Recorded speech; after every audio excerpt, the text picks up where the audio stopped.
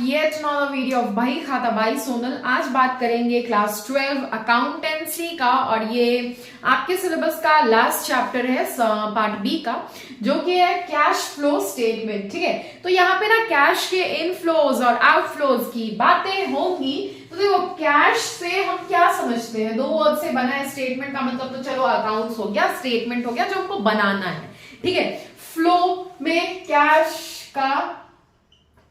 का आउटफ्लो, ठीक है, एंड इनफ्लो की बातें होंगी। ठीक है, कैश का आउटफ्लो, ठीक है, मतलब मेरे फॉर्म से कैश का आउटफ्लो मतलब क्या हुआ, कैश का जाना, इनफ्लो मतलब कैश का आना, उसकी बातें होंगी। ठीक है, और कैश से हम क्या समझते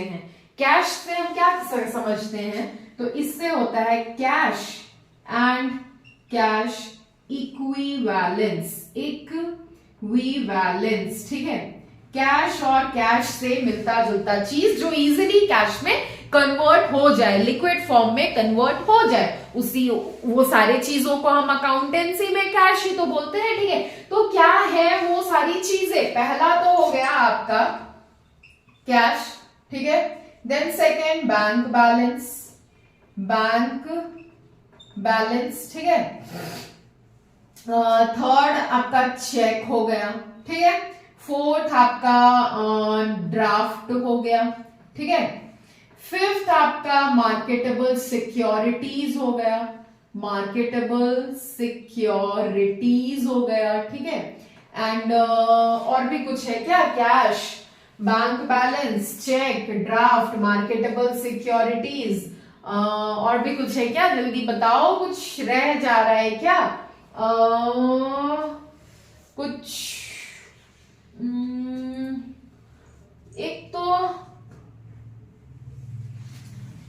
cash, bank balance, cheque, draft, investments है ना, इन्वेस्टमेंट्स ये भी तो मेरे कैश के फॉर्म में कन्वर्ट हो सकते हैं अगर हम चाहें तो। ठीक है, ये सारी चीजें क्या है, कैश एंड कैश इक्विवेलेंस। इन सब चीजों को हम जब भी मेरा मन करेगा हम कैश के फॉर्म में, लिक्विड के फॉर्म में कन्वर्ट कर सकते हैं। अब देखो, कैश तो है ही लिक्विड के फॉर्म में, बैंक बैलेंस जो है उसको विड्रॉ करके लिक्विड के फॉर्म में हम कन्वर्ट कर सकते हैं, चेक्स हो गया, ड्राफ्ट हो गया, मार्केटेबल सिक्योरिटीज हो गया, इन्वेस्टमेंट हो गया, ये सब हम कभी भी नहीं, जब मेरा जरूरत पड़ा हमको तब हम लिक्विड के फॉर्म में कन्वर्ट कर सकते हैं। ठीक है, तो ये सब equal to cash and cash equivalence हुए। ठीक है, नाउ ये हम जो कैश फ्लो स्टेटमेंट बनाते हैं ना, ये हम बनाते हैं according to accounting standard 3 revised.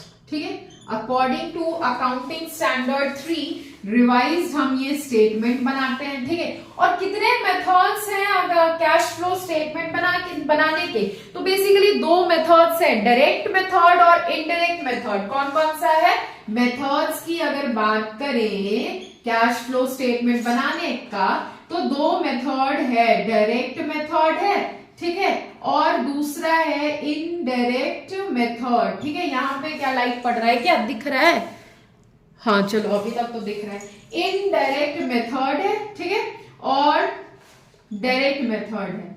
हम बनाएंगे इनडायरेक्ट मेथड से क्वेश्चन। ठीक है, तो फिर जल्दी से इसको रख करते हैं और फिर क्लासिफिकेशन ऑफ कैश फ्लो देखते हैं। ठीक है,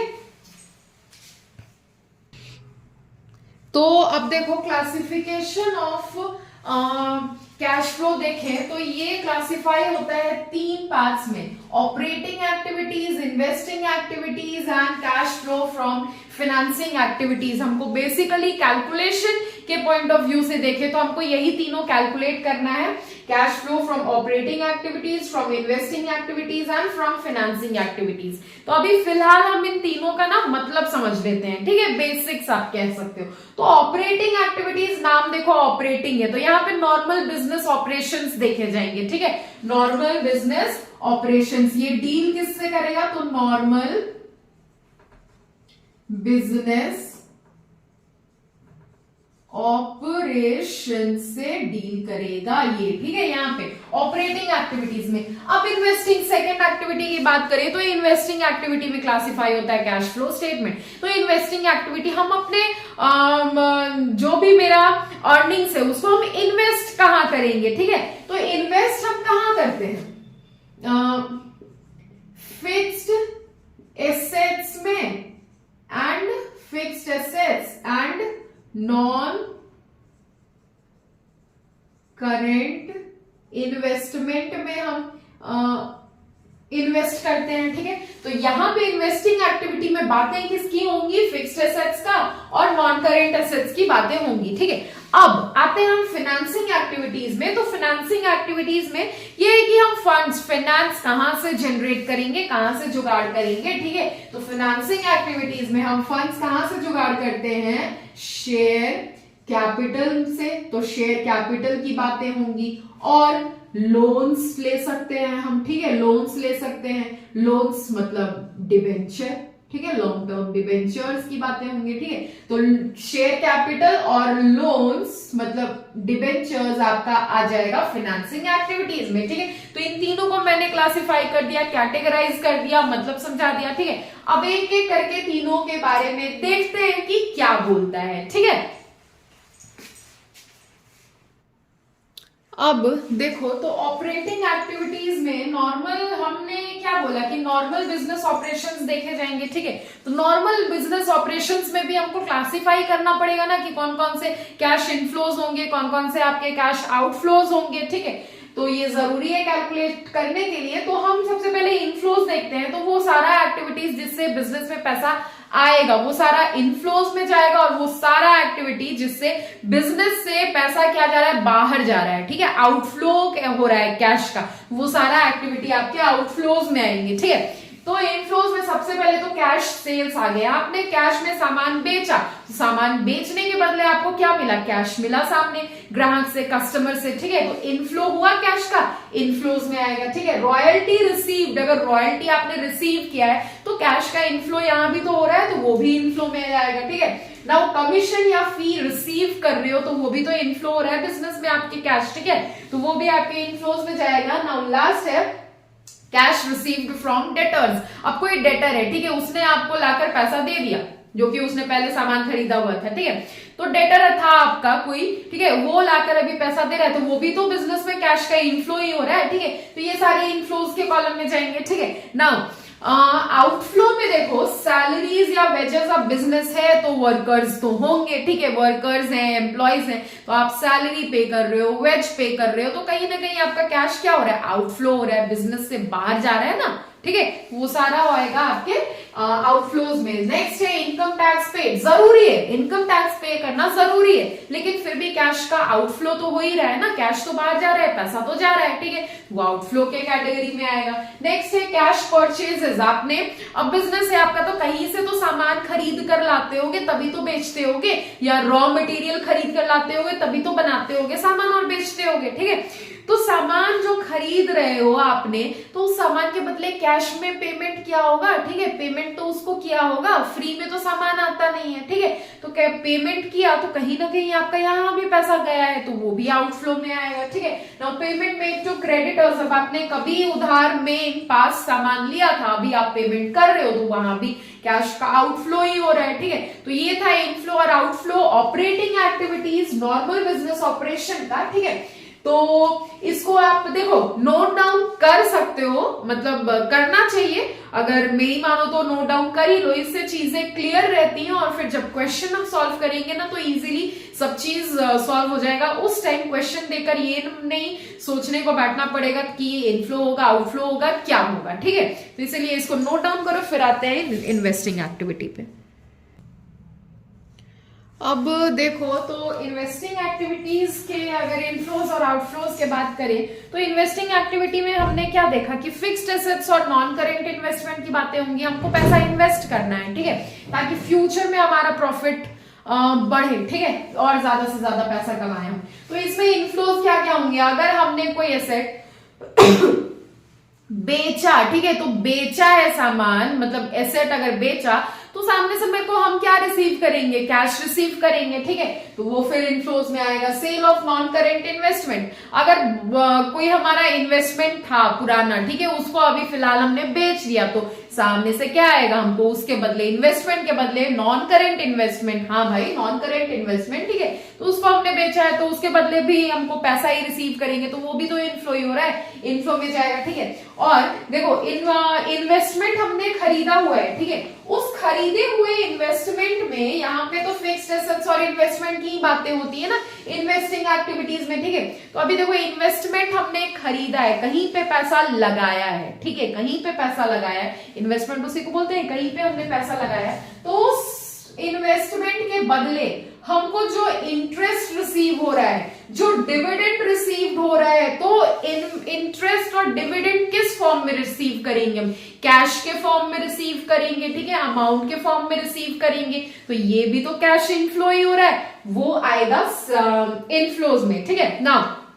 आउटफ्लोज की बात करें हम, तो हमको इन्वेस्टमेंट परचेज करने में जो पैसा जाएगा, परचेज अगर हम करेंगे और नॉन करेंट इन्वेस्टमेंट या फिक्स्ड एसेट्स, ठीक है, नॉन करेंट एसेट्स अगर फिक्स करेंगे सॉरी परचेज करेंगे, तो हमको कैश पे करके ही तो हम सामान खरीद फिक्स्ड एसेट्स या फिर इन्वेस्टमेंट परचेज करेंगे ना, तो यहाँ पे भी हमको उस फिक्स्ड एसेट या इन्वेस्टमेंट के बदले पैसा तो देना है, ठीक है, अब पैसा हमको देना है तो वो बिजनेस से मेरा जा रहा है, आउटफ्लो हो रहा है, तो वो आउटफ्लो के कैटेगरी में आएगा, ठीक है।